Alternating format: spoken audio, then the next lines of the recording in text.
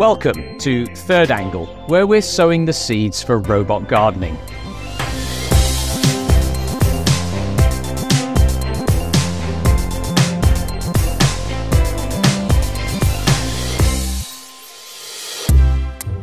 I'm your host, Paul Hames from industrial software company PTC. In this podcast, we share the moments where digital transforms physical and meet the brilliant minds behind some of the most innovative products around the world, each powered by PTC technology. Today, we're diving into the realm of FarmBot, a groundbreaking innovation that's changing the game in home gardening. Picture this, a robot friend that not only alerts you to the perfect time for harvest, but also determines the ripeness of individual crops like carrots and tomatoes. Rory Aronson is the visionary behind FarmBot, and in this episode, he gives our producer, Victoria Shiflett, a demo, showing her how FarmBot easily nurtures crops with precision. What's also impressive is the tech is open source, so users are now developing their own tools to complement the FarmBot system. So the opportunities for how FarmBot may be used over the next few years are endless. Hey, my name is Rory. Welcome to FarmBot. This is our 5,000 square foot warehouse here in San Luis Obispo. So let me show you around.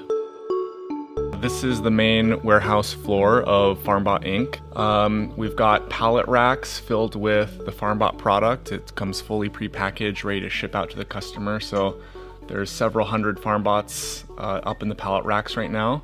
And then all of these FarmBot machines on the warehouse floor are test equipment. So when we are developing the next version of the hardware, we build a complete version of that new FarmBot, and then we can test it here on the warehouse floor. We can do cycles, running them back and forth. We can test out how easy it is to assemble if that's the main focus. We can test the functionality of the tools and implements of the FarmBot.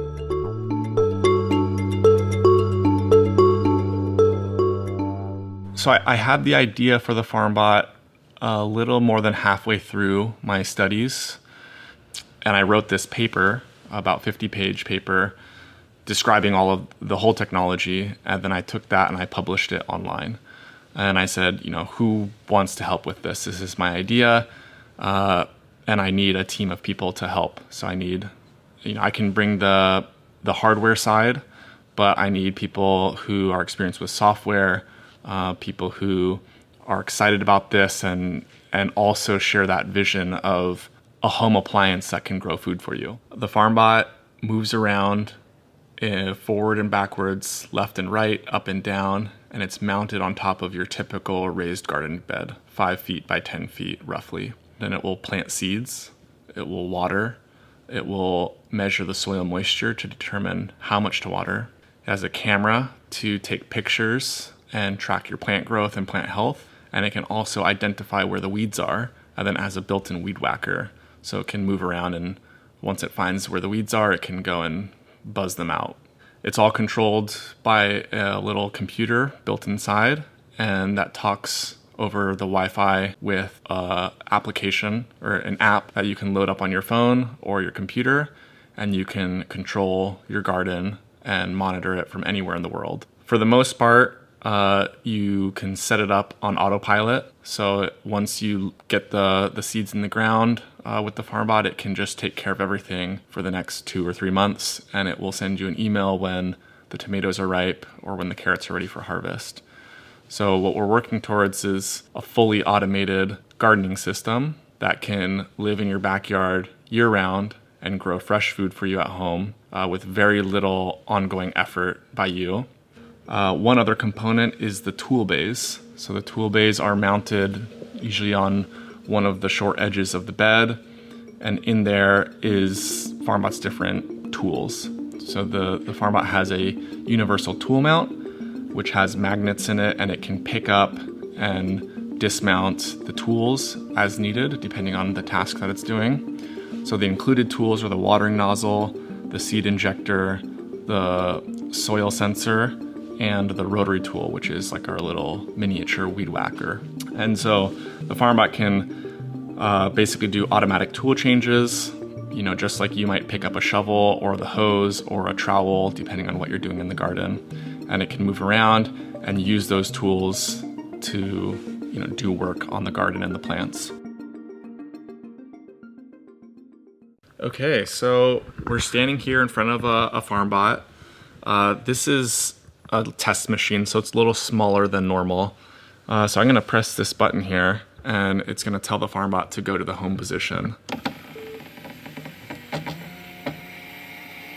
And what it's doing is it's first moving the Z-axis all the way up. So it's gonna get the FarmBot and the tool head out of the way of any plants. And then it's gonna move the Y-axis over to the home position, and then the whole gantry along the bed to the other home position for the X-axis.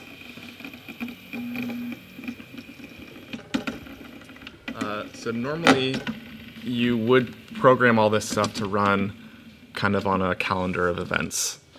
So you would specify that you want the FarmBot to do these operations, the weeding every day at 6 a.m. But in this case, I'm just gonna load up the application here and sort of manually initiate these actions. Let's see here. So I have a sequence that is called mount tool, and I'm gonna specify to mount the rotary tool. And when I click run, the FarmBot will first move the X and Y axes to above the rotary tool, and then it's gonna move the universal tool mount and the whole Z axis down. And once the tool is attached, the FarmBot makes an electrical connection with the tool. And so it can verify that the tool is correctly attached, and now the FarmBot can send power, in this case, to activate the motor for the weed whacking ability, or in the case of the soil sensor, it can read the data from the sensor. People can 3D print and make their own tools for custom applications. So one of our customers, for example, has developed a carrot harvesting tool. Another customer has put onto the end here an additional camera that has several servo motors, and it can be rotated around in all directions, so they can take pictures of their plants from a side angle or almost underneath the plant to kind of view the canopy of the leaves. A major component of publishing was that I was making the whole idea of FarmBot open source. It's the opposite sort of philosophy of, this is my idea, I own it, and no one else can do anything with it, only me. Instead, the open source philosophy is, this is everyone's idea, it's in the public domain. If you want to build this, if you want to modify it, if you want to use the idea for commercial purposes or for research or just in your own backyard or to build a company, you can totally do any of that stuff. And that was a major part that resonated with people. Food is important for everyone. Everyone needs to eat. It's not like a luxury item that you can go without. And one farmer's success is the success of the whole community. Growing up, there was always something to tinker and build and invent. So my room was filled with little gadgets and things that I had cobbled together just from an idea. So yeah, lots of projects across the gamut, everything from little RC cars and planes to things in my room to help me turn the light switches on and off from across the room to homemade surfboards and bicycles and things like that. They all, in some small way, contribute to my knowledge and understanding of materials and mechanics and electronics to some degree, and work their way sort of in my work today. And that's kind of how FarmBot came along. I had an idea for what I describe as a 3D printer for the garden, and I went and Google searched and thought, wow, I'm surprised this doesn't exist yet. So from that, I just started working on it. I started making CAD models. I started building a prototype just in the shed. And then things just kind of snowballed from there. My dad is a mechanical engineer, so I very much took after him. He's been self-employed for as long as I've known, and I've always seen what he's been able to do as a goal and aspiration, being able to work for yourself, being able to have a flexible schedule, and that's set the stage for building a company like this and building a product like FarmBot that has it's a big mix of robotics, hardware engineering, design. There's over 1,000 components in every FarmBot kit. Over 100 of them are unique. And those span the range from aluminum to stainless steel to plastics to circuit boards to little motors and cables. And all of that needs to come together with software, with data, into one complete functioning product.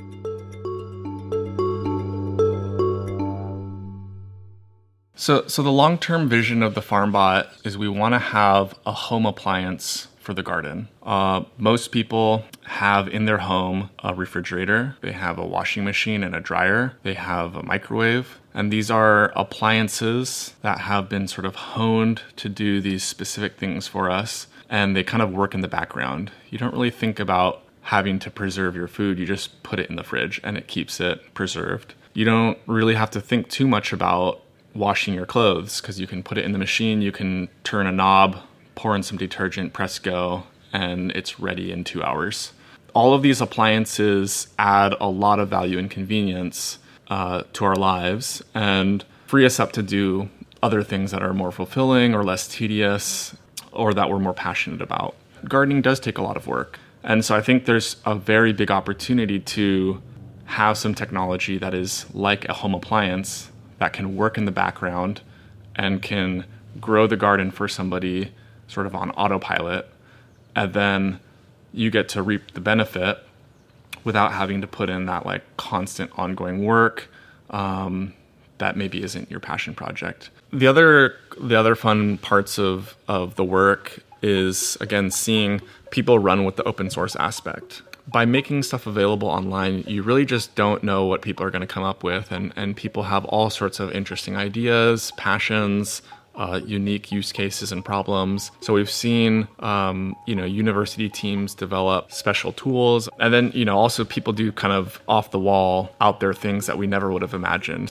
Up in San Francisco, there's a nonprofit working to adapt the FarmBot to grow coral for restoration in the ocean. So rather than having a raised bed of soil and growing vegetables, they have a tank of water, seawater, that has coral shards in the tank attached to these special scaffolds. And then the FarmBot, they mounted their own high-def camera with this big bubble dome thing, and it allows it to submerge the camera under the water and take a picture of the coral plants and identify, they then send the data to their own software, and they can use an AI system to identify coral diseases and, essentially automate a lot of what has historically been a very labor-intensive aspects of coral production.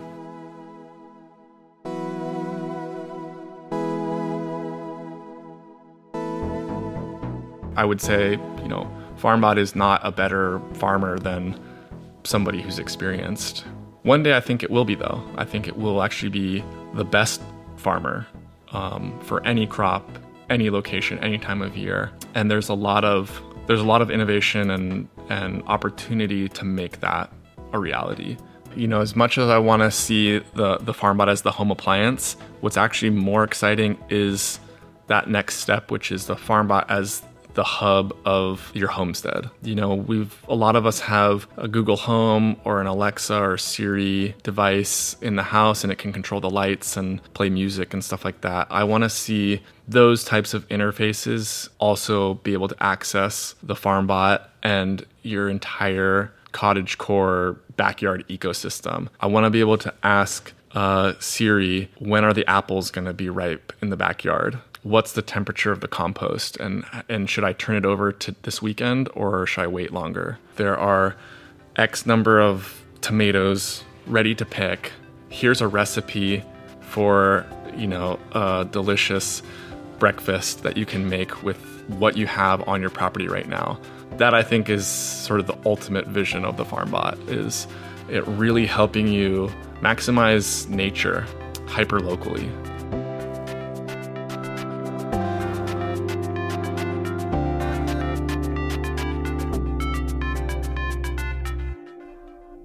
That was Rory Aronson, teaching us all about FarmBot's mission of making gardening more accessible for all. Now it's time to meet our expert, Jon Hirschtick from PTC. Jon, to design the FarmBot Genesis, Rory chose Onshape, PTC's cloud-native CAD and PDM platform. We've spoken many times about Onshape in past episodes, and I know in this instance that Rory found the ability to share files really important to the success of Genesis. Are you able to give an overview as to how Onshape enabled this and what other benefits it offered? FarmBot's core development team, they work internally on new improvements before they release them to the wider open source community around the world. When they're working on new improvements, our simultaneous editing tools, which allow multiple people to collaborate on the same model, same parts, same assemblies at the same time, they've been especially valuable as the core FarmBot team is spread out between North America and Europe. FarmBot found shifting to Onshape was very much like the shift from old desktop file-based installed word processing to modern cloud-native word processing with Google Docs. All of a sudden, the power of real-time collaboration is unlocked. With any other CAD and PDM system, you have to install software, be on the right computing platform, maybe export files, import them, lock them. Sometimes you lose design intent, or you get confused about which file is the actual one you want to refer to. That can't happen in Onshape. The engineers can edit the same document simultaneously, and everyone's able to watch or provide feedback. They're in the same workspace, and they can update parts while someone is updating the assembly, another's updating the drawings, all in real time, seeing everyone's changes at the same time. When they need to get parts to their manufacturers or need to make a prototype on the 3D printer, they do things a lot faster in Onshape. In fact, Onshape has meant at least a 50 to 100% increase in productivity as opposed to the old CAD workflows they had, where only a single person can access a document at a time and they have to lock everyone out and everyone's confused about it as the latest version. So big benefits from Onshape. Thanks to Jon for his insight, Rory Aronson for showing us his dedication to a greener future, and to Victoria Shiflett for taking us behind the scenes of FarmBot. Please rate, review, and subscribe to our bi-weekly Third Angle episodes wherever you listen to your podcasts, and follow PTC on LinkedIn and X for future episodes. This is an 1860 production for PTC. Executive producer is Jackie Cook. Sound design and editing by Rema McKenna. Location recording by Victoria Shiflett. And music by Rowan Bishop.